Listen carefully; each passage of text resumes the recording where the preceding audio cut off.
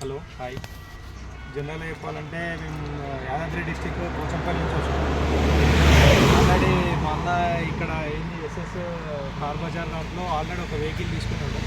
So అట్లని ఆ vehicle review చూసిన తర్వాత మళ్ళీ మేము వెహికల్ తీసుకోవడానికి వచ్చినాం ఇక్కడికి వచ్చిన తర్వాత ఆల్రెడీ సేమ్ వెహికల్ అన్న తీసుకున్న లాంటి వెహికలే ఇది చూసినాం. మాకు నచ్చింది, అన్ని విధాలుగా చెక్ చేసుకున్నాం.